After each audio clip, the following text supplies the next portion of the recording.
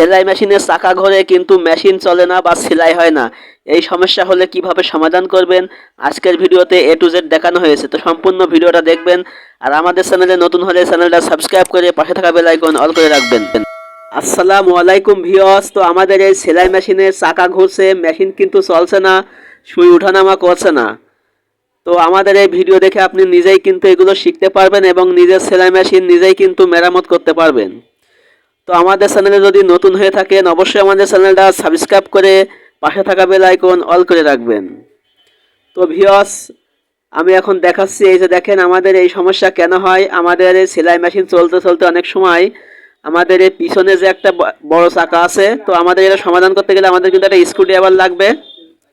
তো স্ক্রুড্রাইভারের সাহায্যে আমাদের এই যে বড় চাকা আছে, প্রথমে আমাদের এই যে একটা নাট আছে এখানে, এই নাটটা আমরা লুজ দিয়ে নেব। লুজ দিয়ে এই নাটটা সম্পূর্ণ আমরা খুলে ফেলাবো, ছোট্ট যে নাটটা। তো এই সমস্যা আমাদের কেন হয়, এই যে দেখতে পাচ্ছেন যেখান থেকে আমরা নাট খুলছি, এই যে একটা নাট বড় চাকার পাশে, এইটা কিন্তু আমাদের লুজ হয়ে গেছে। দেখেন এইটা লুজ, যার কারণে কিন্তু আমাদের চাকা ঘষছে কিন্তু মেশিন চলছে না। তো আসলে এটা কিন্তু টাইট দিলে হবে না, এটা খুলে তারপরে সম্পূর্ণ সমাধান করতে হবে।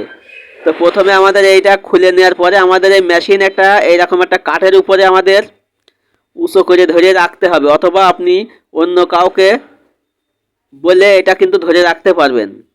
তো নিজে একা না পারলে অন্য কারো হেল্প নেবেন, নিয়ে এই মেশিনটা এইভাবে রাখতে বলবেন।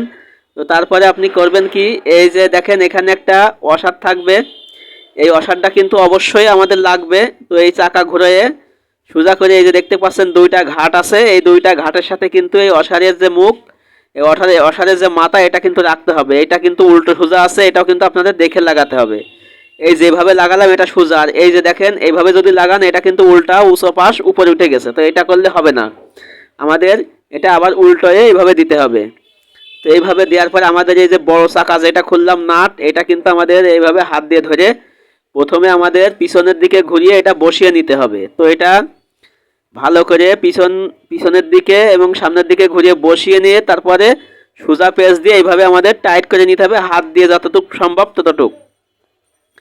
তারপরে আমাদের কি করতে হবে, এইটা মেশিনটা আমরা এবার সোজা করে বসাবো। বসিয়ে আমাদের এটা কিন্তু ব্যানার সাহায্যে আর একটা হাতুড়ির সাহায্যে, দেখেন আমাদের মেশিন কিন্তু অলরেডি এখন চাকাও ঘষছে, মেশিনও চলছে। তো আমাদের একটা ব্যানার সাহায্যে এবং হাতুড়ির সাহায্যে আমরা এই যে কি করব, আমাদের এই যেই আমরা বড় যে নাটটা লাগালাম এটা কিন্তু আমরা টাইট দেব। যে আমাদের ছিদ্র আছে, ছিদ্রে একটা ব্যানা অথবা একটা 5 ইঞ্চি পেরেক, যদি বাসা বাড়িতে ব্যানা না থাকে স্ক্রুড্রাইভার অথবা 5 ইঞ্চি পেরেক এখানে এইভাবে বাঁধিয়ে আমরা হাতুড়ি দিয়ে কিন্তু এটা আস্তে আস্তে বাড়ি দেব। এটা আস্তে আস্তে বাড়ি দিলে কিন্তু এটা টাইট হয়ে যাবে, তাহলে কিন্তু আমাদের এটা আর খুলবে না।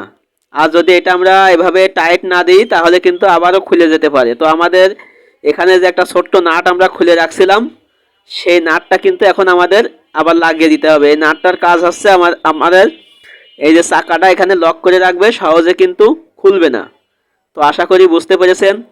নাট না লাগালেও কিন্তু অনেক সময় চলে, যদি নাট না থাকে তাহলে আপনি ভালো করে টাইট দিয়ে রাখতে পারবেন।